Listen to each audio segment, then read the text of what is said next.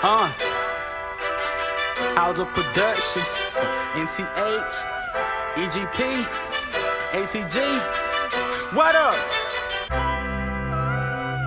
Most High Entertainment. Yo.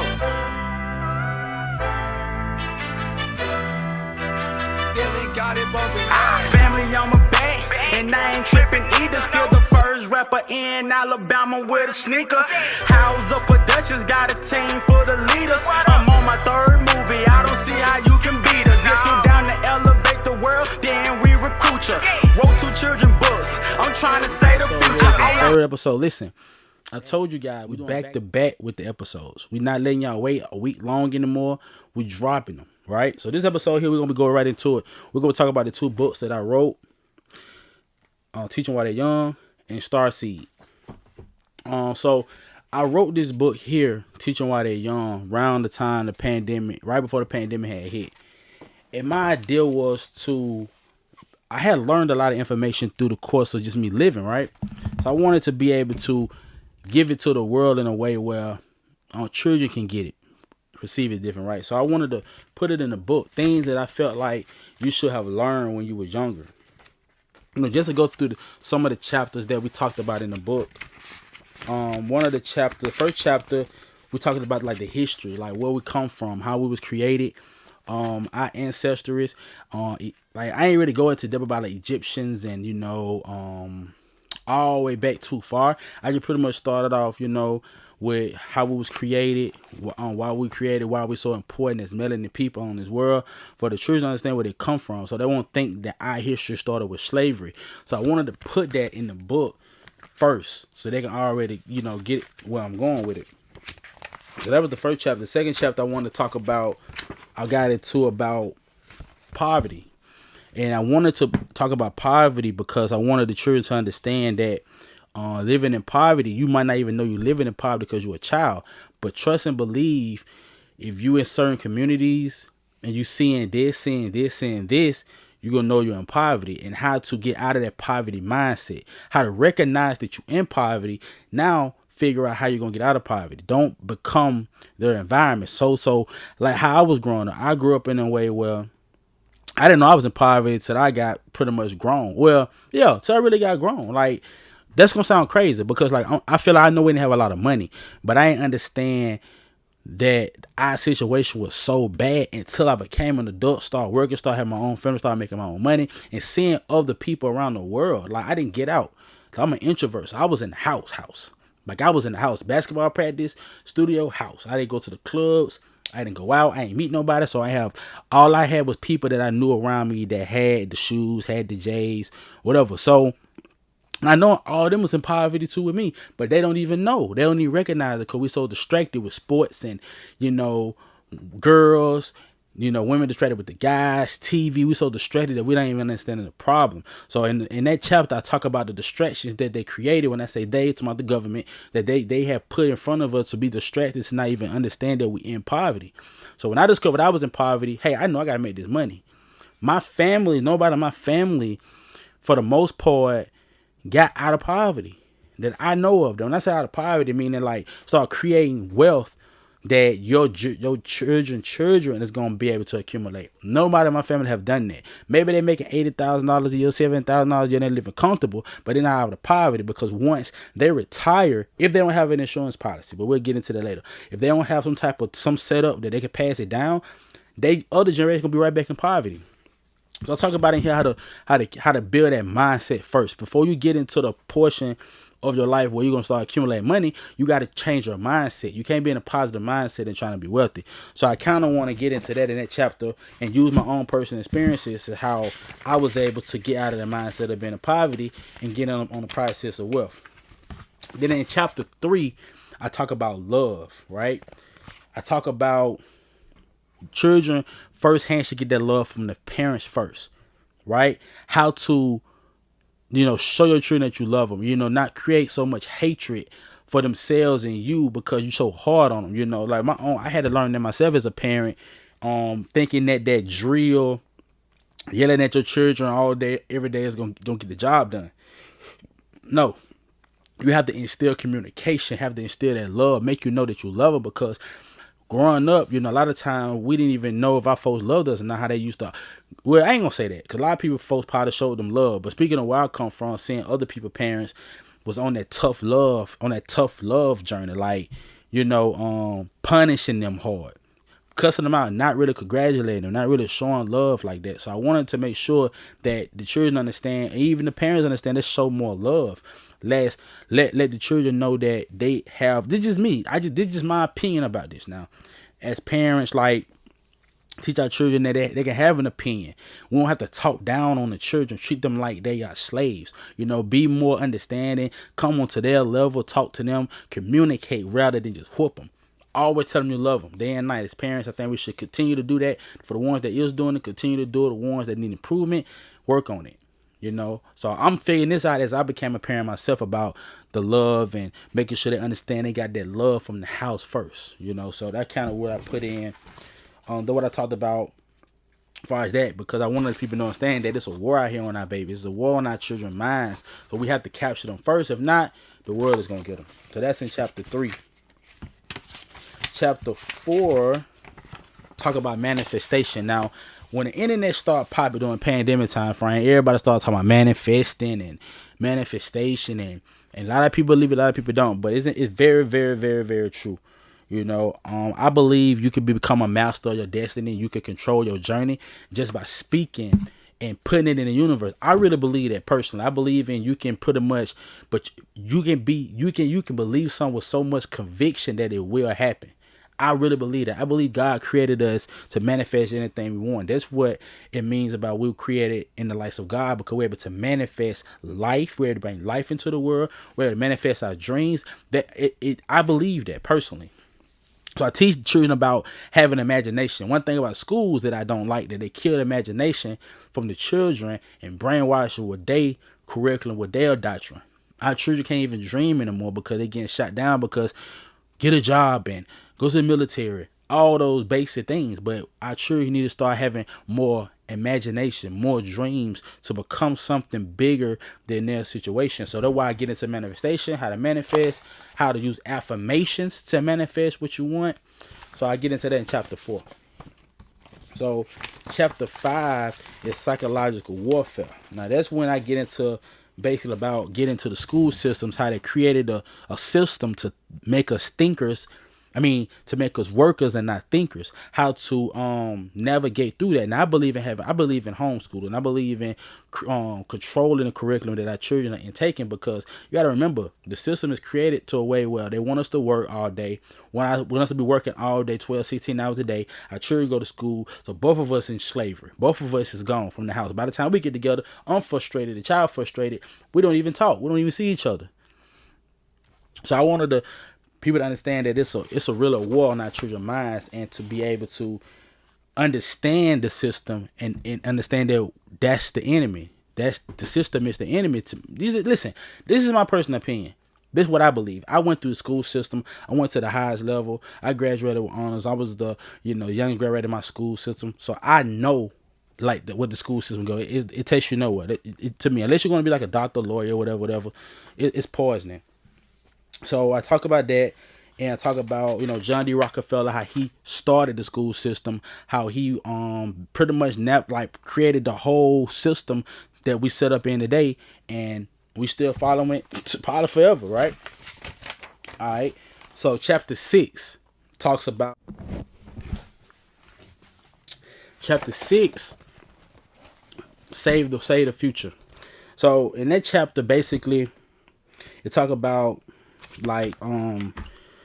protecting our children, protecting their future, as far as investing into them, teaching them everything we possibly know about the system.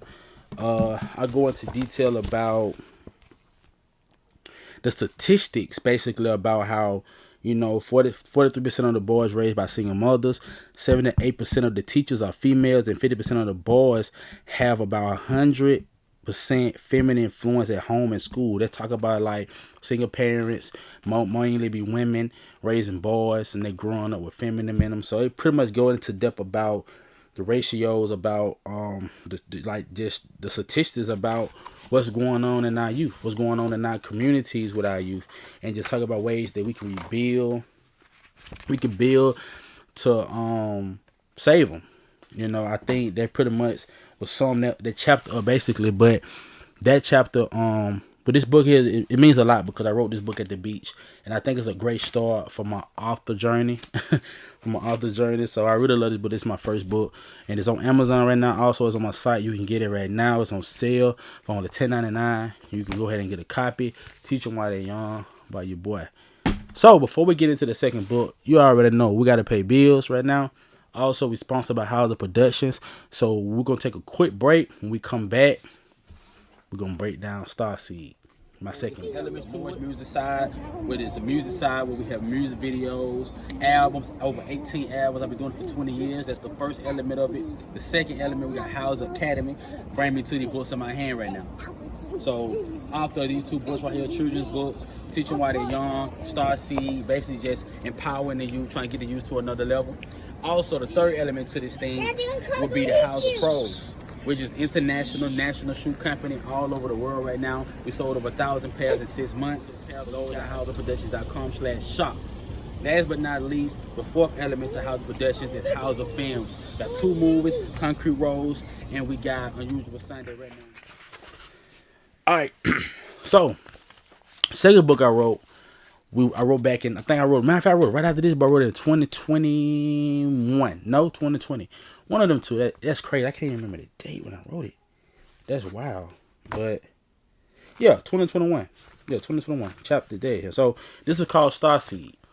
Right? So I kind of went a little bit more deep on this book about like higher self, lower self. I talked about gratitude. Let's just go through it real quick. So the first chapter in this, gratitude. Gratitude, can't really say it, but the first chapter is gratitude. You know, I think gratitude is arguably one of the most potent forces in the universe. You know, giving thanks. You know, a lot of times we asking God, asking the Creator for different things in life, but when the last time we really show gratitude and tell them thank you for what we have, right? Thank you to others. Showing gratitude in general. I think that's a high vibration energy when you show gratitude right there, right? First chapter go into that about, you know, showing more gratitude and, you know, being a giver, not always a taker. So I talk about that. See, this book is basically about building character. I think a lot of times we so quick to tell children, we find out what you want to do in life, like be, you know, whatever career path they want to follow, but we don't talk about building character enough. These children a lot of times don't have character, don't have integrity. So I wanted to teach that from my point of view in the next book about building character and integrity. All right. So the second chapter say you are your own worst enemy, meaning taking accountability. You know, owning up to your mistakes, not blaming your mom, your dad, or whatever happened in your past life. Like say you was a teenager, you grown now. Take accountability towards your actions. Everything is gonna have consequences. So I talk about taking accountability as a young child and owning up to your mistakes and understand that the battle is against yourself. You're battling with yourself the whole time, you know, trying to find yourself, trying to figure out yourself. So I feel like you're your worst enemy because you can also hold yourself back from a lot of times that you don't even know, right? Third chapter, we talk about higher self, lower self, right? Low vibration, high vibration. So that's a topic that goes around the internet too about, you know, vibrations and energy and stuff like that. So I went into detail about in chapter 3 about your lower self and how to come out your lower self and get to your higher self, and what's the difference when you know you're at your lower self, when you know you're at your higher self. So I kind of go into depth about that, and I think that's good for teenagers to find out too about lower self and higher self, like, you know, not controlling your sex drive, stuff like that. That's your lower self. That's your root chakra. Dealing with your root chakra. Dealing with that's your lower self, right? So I wanted people to understand the difference about that, especially the youth, you know, about the higher self, lower self. Cause I used to battle with that when I was younger. Sex demon is what I call it. Dealing with the root chakra, where I was having sex a lot, addicted to it. Another teenager, so I understand that. So I wanted to kind of put that in this book too. I show some accountability and vulnerability in this chapter as well. So I wanted to put that out on the children. Teach about their potential, teach about their potential, understanding their potential. Talk about all this. This is a character building book, man. I'm really proud of this book because I really went went written in depth about a lot of things. And the last chapter of this book, I think, is called Breakthrough. And it say, don't stop now. Your breakthrough is right around the corner. The last mile is often the longest one. Meaning, like, a lot of times we be just getting to that peak, right? But we give up. That happens to a lot of people, especially in the youth. They give up their passion, their dreams when we about to reach that mountaintop, right? So I wanted to kind of put that in here to let people know that don't give up, keep going, be consistent. The road is gonna be tough. The road is gonna be tough to whatever top level skill that you're trying to reach. It's gonna be tough, man. Most of the time, before you get that breakthrough, always be the longest. I'm learning that personally, so. These are the 2 books that I wrote. It's a quick read. It's a quick, easy read as you might see. A quick, easy read. I wanted to make it easy as possible to read and just get straight to the point, right? So these are the 2 education books that I wrote so far. More books to come, but these are the 2 I wrote now. You can get these on my site right now, $10.99 a piece, bundle deal, $15 for both. You'll get that on the HauserPro.net website. Same site as the shoes, you can get the books. All right. So when we come back from this break, right, we're going to get into, I can't wait, my 2 movies that I produced, co-directed, and wrote, why I came up with the movies, who I put in it, what inspired me to get in it, and of course, I got to name my top 5 movies. I got to name my top 5 actors. I got to. It's only right. So we'll be right back. Good afternoon from Hawaii. I just wanted to come on real quick on Hauser. I received my shoes today here in Hawaii. If you get a chance, he's an independent African American who started his own business. I definitely support positive movement and definitely somebody that's running their own business. You know, he's the boss. So just a little bit about the shoes. They're very light, good quality shoes. I actually tried them on about an hour ago and they were really, really good, man. I just think that you should just definitely look at his brand. They're very, very good, high quality. Especially if you got problems with your feet like I do. So I can't buy any shoe. I got to be very particular about what I get when I buy. But Antwan Hauser, look it up. You can see him on my page. I also put the link on my page. But definitely support your own businesses, man. Thank you again, Antwan, and I really appreciate it. And I'll be coming back to you. Yo, so what's up? We back. 3rd episode of the Hauser Show. Let's get into my 2 movies that I produced. Wrote, co-directed. Let's talk about it.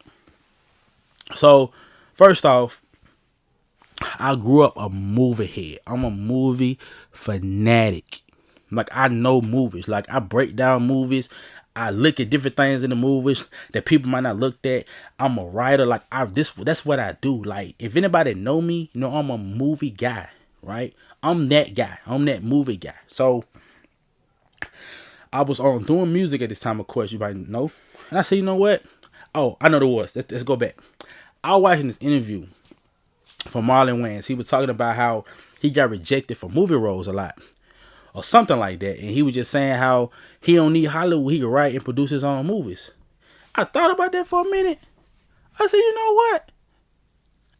Man, let me call Rico. Call my boy Rico up, man. Say, I'm finna think about this movie. What you think? He never shot a movie. I never wrote a movie. So I ended up writing this movie called Concrete Rose. It was going to be based on my basketball life and with a little bit of entertainment into it. And I called my folks, man. I got my wife in the movie. I got my older brother in the movie. I got my other brothers in the movie. I got everybody, pretty much everybody in the movie is family. Everybody in the movie is family. So the movie is about this young guy with an older sister, basically trying to play basketball overseas and overcoming obstacles of his grandma dying. He feeling like he failing in life. He feel like his back is against the wall because he got a daughter and he trying to take care of her and the mom. It's just a lot going on. So he's just trying to overcome all of that in the midst of trying to play basketball to provide for his sister and her child and himself and his child. So a little bit of drama in it. And the baby mama or the wife or whatever, she ended up getting killed in the movie. The sister ended up getting killed in the movie. It was just a lot going on in this movie, man. So I really want you guys to check it out. So I put that link below this video so you guys can look at that movie. But it's called Concrete Rose. It was inspired, like I said, by Marlon Wayans to write my own movie, produce my own movie, and co-direct my own movie, right? Fund my own movie. I did everything. call my boy Rico up. He came through. He directed it for me. Set up the scenes for me. So, and we created something that was magical to me. First ever movie. It was an hour long, great content. One of the things I wanted to do when I do movies, I didn't want to put a whole bunch of violence in it and drugs and all that typical thing that people make when you put them to do a low budget film. I didn't want to do that. I wanted to make real stories. I wanted to make great content. So that's just me. Now, mind you, what's crazy? Some of my favorite movies that I watch is on that frequency. So I just didn't want to make it. So I did my first movie. I'm really proud of it. It wasn't like the greatest quality in the world, but for me to just do it and for what we had, cause I was on the scene, so I know what we had to work with. So what we had to work with, amazing to me, right? And a lot of people love the story. A lot of people supported it. We ended up reaching like 5,000 in a week, 5,000 views in a week. So it was. I think it was a great success. So that brought me to my second movie, right? Second movie was Unusual Sunday. Unusual Sunday, now this is different. Alright, now I'm in my bag. Like, I'm prepared. But before we get into my second movie, it's on the right to show y'all a clip from the first movie, right? So, in this intermission right here, I'm going to show you a clip from Country Roads. Probably one of the best scenes in the movie. I'm going to show you a scene from Country Roads. And also, don't forget, under the video, under this show, you can also go watch Country Roads for yourself. And you got to make a comment, share it to your friends, and tell me what y'all think. Come back to the video and tell me what y'all think. So, we'll be right back and we'll get into the second movie.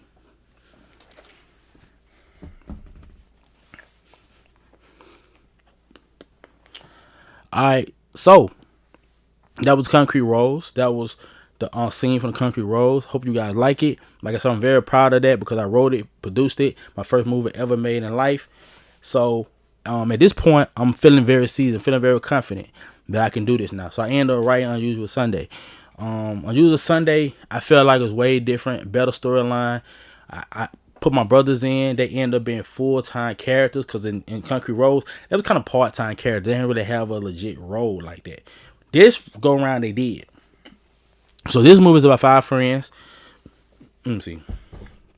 5 friends that pretty much was like kind of grew up together. And they always had this meetings on Sunday. Sunday, they come to the round table, pretty much talk about the upcoming week. Like whatever they went through the week before, just starting the new week off fresh, but you mean with your brother. We do this every Sunday. So the concept of the movie was to push out positivity in our community. So you can actually have 5 friends, or melanated friends that grew up in the hood that be successful. So I wanted to kind of push that out. Like all 5 friends are pretty much successful for the most part. They got one friend that's been a rapper. And they successful, they making money, they putting their money into him so he can be successful, right? So that's pretty much what the movie is about. And he is kind of like battle between the streets and the studio. So he had to figure out which one he want to do. So that's what the whole movie is about, called Unusual Sunday. Great movie. Great quality. The acting was better. It was just a whole great experience. Like, it was a whole great experience to be able to create something and put my brothers in it. To put my brothers in the movie. I think that probably pretty much was the biggest thing I got out the movies was being able to put them in it. Be able to see them on the screen so they can always have something to look at themselves on the screen. But hey, I did this. I was happy to do that more than anything. So, and also I just want to say thank them for being able to be in this movie for me because they ain't have to do it. So I want to thank them for that. But that was my second movie, and I wrote that. So now we go into now, right? That been a couple of years ago since we made this movie. Since then, I've been planning to do more movies, and I eventually will. But I wanted to kind of make this episode about my books and movie, so I ain't really wanted to be super long because I wanted to kind of get it out the way as we go into the 2024 year. Kind of want to get you guys more acquainted with me, my skill set, what I'm about, and what this show is about. So this show is about, it's a family show. It's about my businesses. It's about entrepreneurs. It's about fathers. It's about entrepreneur fathers. Cause like I said, I have 5 children, married. All my children by one person, of course. I have a shoe company. I have a book company. I have a music label. My wife have her businesses too. So it's like, as an entrepreneur with 5 children, able to manage all these businesses, it's not being done the way that I'm doing it. I'm just being honest. Like being able to have these businesses, entrepreneur, and plus I still work, full-time job in the medical field, and then having books, a movie, shoe company, albums, full-time father, full-time husband. I'm making it happen. So you guys gonna be on the journey with me as I grow and become bigger and become that millionaire that I'm almost at to that I'm almost there, right? So that was the episode about. So it wasn't gonna be too long. I wanted to kind of get in and get out. Pause. I wanted to kind of get in, talk about it, and get out. So the fourth episode is gonna be about the shoe company, right? This is the most successful. I think this is the most successful business that I do have right now is a shoe company. So it's only right for me to create an episode that's around the shoe company, right? Because I wanted to go into depth. I know I talked about it a little bit on the first episode, but I really didn't get into depth about the success of the shoe company, right? So without further ado, we're gonna take a little break, right? And then when we come back from this break, I'm going to put it out. Matter of fact, I'm going to put it out on this episode because I want to kind of go ahead and launch this episode out so I can go ahead and move on to the next. So we're going to talk about the House of Pro Shoe Company.